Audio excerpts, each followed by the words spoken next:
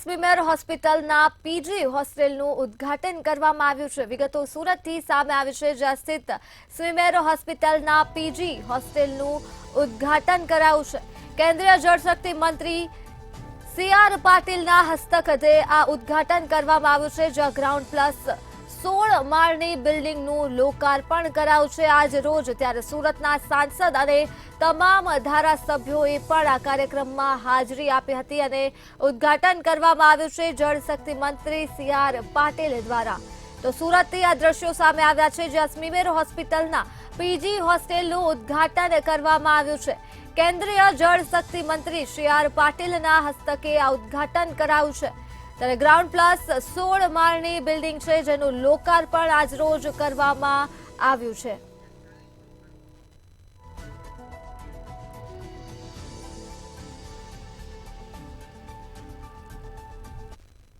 સામે આવતા જ દર્દીઓને સારવાર માટે હોસ્પિટલ લઈ જવામાં આવી રહ્યા છે।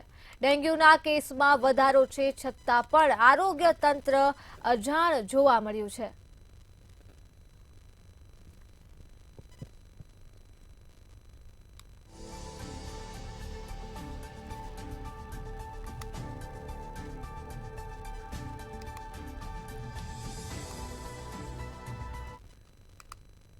સુરતમાં રાંદેરના ગ્યારન વેપારી 5 કરોડની લૂંટનો ભોગ બન્યા હોવાનું સામે આવ્યું છે। બે વચેટિયા મારફતે ડીલ નક્કી કર્યા બાદ પોતાના બંગલેથી કારમાં નાણાં લઈ વેપારી ગયા હતા। ત્યારે ઇનોવામાં આવેલા 5 લોકોએ બંને વચેટિયાને ગાડીમાં બેસાડી ₹5 કરોડ લઈને ભાગી ગયા હતા।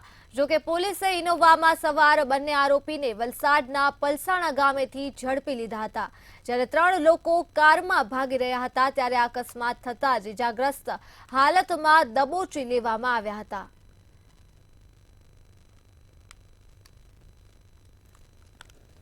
તો જે આધારે પોલીસની હાઈવે ઉપર વલસાડ એલસીબીની ટીમને જોઈ અને ભાગવા જતા એમણે પીછો કર્યો અને પીછો કરીને આગળ જતા 2 આઈસમો કયુમ પાશા શેખ જે મુંબઈ ભિવંડીનો રહેવાસી છે અને એની સાથે શૈલેન્દ્રસિંહ જે જોગેશ્વરી મુંબઈનો રહેવાસી છે, શૈલેન્દ્રસિંહ કુંજબિહારી, આ બંનેને પકડી પાડવામાં આવ્યા। એમની પાસેથી અંદાજે 4 કરોડ 54 લાખ જેટલા રૂપિયા મળ્યા છે। ઇનોવા ગાડી મળી આવી છે। બીજી જે ગાડી હોન્ડા અમેઝ હતી એ ભાગવા જતા એમાંથી 3 ઇસમો ગાડી એક કન્ટેનર સાથે એક્સિડન્ટ થતા 3 માણસોને હોસ્પિટલાઇઝ કરવામાં આવ્યા હતા, જેમાં 2 ને ડિસ્ચાર્જ કરતા એમની પણ ધરપકડ કરવામાં આવી છે। ત્રીજાને સુરત ટ્રાન્સફર કરવામાં આવ્યો છે સિવિલ હોસ્પિટલમાં।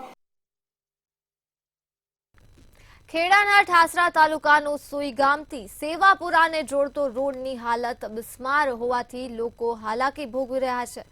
આર.એન્ડ.બી પંચાયત વિભાગની ઘોર બેદરકારી, લાલિયાવાડી અને ભ્રષ્ટ નીતિના કારણે જાહેર જનતા છેલ્લા 4 વર્ષથી વારંવાર તકલીફો ભોગવી રહી છે।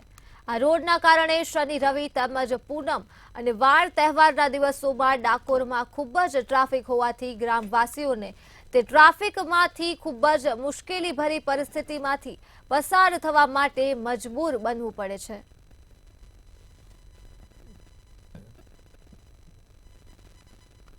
લગભગ 2021માં રોડ પૂરો થઈ જવાનો હતો, પણ હજુ શું ખબર નહીં કે આ ગોળચોળ શું છે કે રસ્તો જ બન્યો નથી અને અત્યારે આવવા જવામાં બહુ જ તકલીફ પડે છે।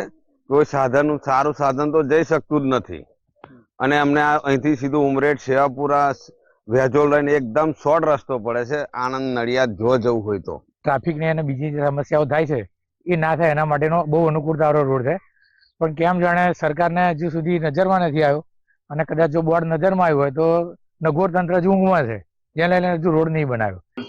સુશિયાપરનું કામ નીલમ કન્સ્ટ્રક્શન સેવાલયને આપેલું હતું, જેના મેન ઓનર કોરોનામાં એક્સપાયર થઈ ગયા હતા। ત્યારબાદ કામગીરી અટકેલી છે। એજન્સીને વખત નોટિસ આપી છે અહીંયાથી, પણ હજી સુધી એજન્સી દ્વારા કોઈ કામગીરી કરવામાં આવેલ નથી।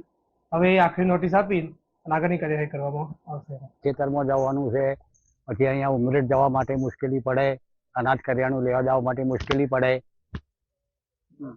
દવાખાનામાં જવાનું હોય તો મુશ્કેલી પડે,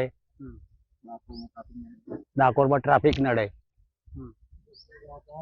પોલીસ વાળા અહીંથી જવા દેતા નથી વડોમથી। શું માંગ છે તમારી? આ રોડ જલ્દી થઈ જાય એ અમારી માંગ છે। 21માં પૂરો કરવાનો તો કેટલું 4 વર્ષ થઈ ગયો, કાયમ બોર્ડ વચ્ચે કાયમ બોર્ડ વચ્ચે છીએ અમે। મેં ઘણી જગ્યાએ રજૂઆત કરી, મેં પ્રાંત સાહેબ જો રજૂઆત કરેલી છે, કલેક્ટર સાહેબના માધ્યમથી રજૂઆત કરી છે, પીડીઓને પણ રજૂઆત કરી છે, એસઓ સાહેબને રૂબરૂ વાત કરેલી છે, ડેપ્યુટી એન્જિનિયર રૂબરૂ લેખિત લખેલું પણ આપેલું છે, બધી રજૂઆત કરી, પણ ખબર નહીં એનું પરિણામ શૂન્ય જ આવ્યું છે. કેટલી વખત મેં રૂબરૂ રજૂઆતો કરી છે. વસ્તી સુઈ ગામની વસ્તી આશરે 6000ની વસ્તી છે હાલમાં. ઠાસરા તાલુકાનું સુઈ ગામને જોડતો સેવાપુરાનો આ રસ્તો છે, જે ખૂબ જ બિસ્માર હાલતમાં છે. 2021માં કોન્ટ્રાક્ટરો દ્વારા આ કામ પૂર્ણ કરવાની તકેદારી આપવામાં આવી હતી, ખાસ સૂચનાઓ આપવામાં આવી હતી, પરંતુ સુઈ ગામમાં અત્યારે એવી હાલત છે. આ સુઈ ગામનું જે રસ્તો છે તે સેવાપુરાને જોડતો રસ્તો છે.